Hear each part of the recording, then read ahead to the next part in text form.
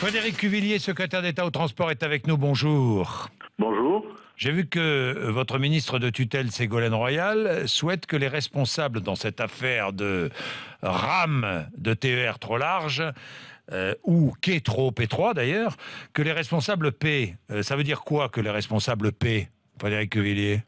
Il faut d'abord établir la responsabilité de cette affaire et Oui. savoir s'il y a eu faute et dans quelle mesure ce qui a été soulevé démontre ou non un dysfonctionnement entre RFF Ouais. d'une part qui est chargé de l'infrastructure et la SNCF qui est chargée des trains.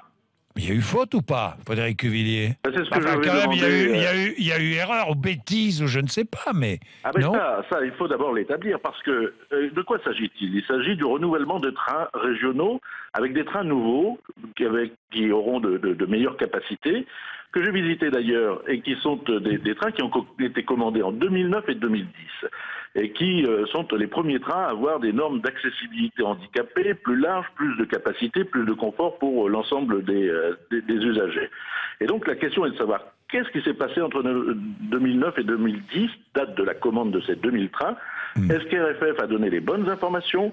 Et surtout, est-ce que depuis la date de cette commande où nous connaissions les critères techniques de ces trains, il y a eu des travaux d'amélioration ou des travaux sur les quais, sur les gares, qui n'auraient pas pris en compte les différentes prescriptions de ce nouveau matériel roulant? C'est important parce que l'on adapte les gares, les quais, on le fait tout le temps, c'est RFF qui en a la mission, et que le fait d'avoir de nouvelles générations de trains plus efficaces, plus confortables, plus rapides, amène à adapter des gares qui ont souvent plus d'un siècle d'âge, ça me paraît la moindre des choses. Simplement, est-ce que depuis qu'on a pris cette décision, il y a eu des travaux qui, Oui.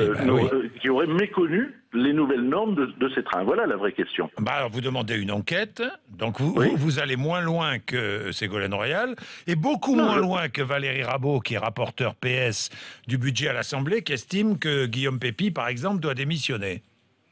Bon, vous savez, Oui. tourner en dérision de la SNCF est un sport national, et d'ailleurs, pourquoi Oui, pas, parce pratiqué, qu'elle est donc loin. pas pratiqué au Parti Socialiste aussi. Ah oui, mais pratiqué par tout le monde, vous savez, Oui, ça bon. permet de tourner en dérision, c'est une forme d'exutoire. Mais d'abord, il faut savoir de quoi on parle. Pourquoi demander des sanctions alors même que rien n'est établi actuellement? J'aurai le rapport à la fois des RFF et de la SNCF lundi, de savoir comment il y a eu cet enchaînement de décisions. Est-ce qu'il y a eu préjudice ou pas? Parce que rien n'est établi à ce niveau.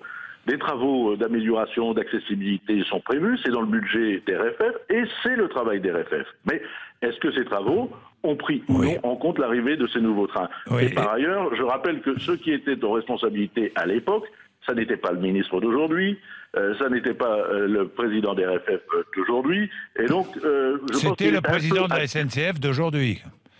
oui, mais on ne peut pas Oui. reprocher au président de la SNCF de Oui. passer commande de C'est train. vrai.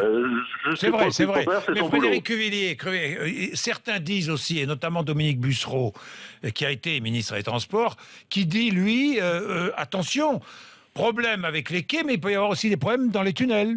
C'est vrai ou c'est faux?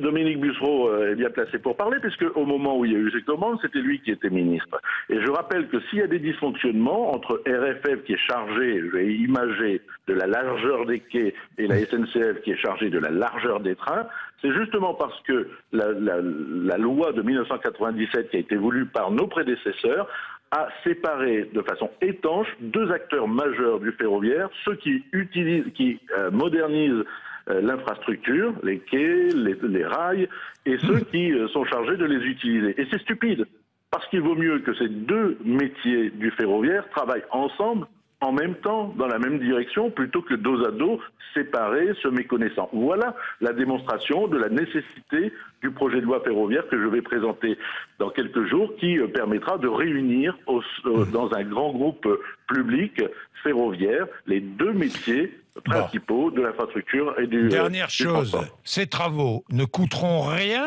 vous vous engagez, aux consommateurs, aux voyageurs que nous sommes. Ben, c'est pas à moi de m'engager. Le président des RFF s'y est engagé. Ça ne coûtera rien parce que c'est sa mission. La mission d'adapter les gares, de mettre en accessibilité, c'est même un grand chantier. Il y a même beaucoup de retard. Mais ce que je veux savoir, c'est sur ce budget-là, est-ce qu'il y a eu des travaux récents qui auraient été réalisés et qui auraient méconnu, qui n'auraient pas anticipé l'arrivée d'un nouveau matériel plus sophistiqué. Merci Frédéric Cuvillier, on vous Merci. retrouvera.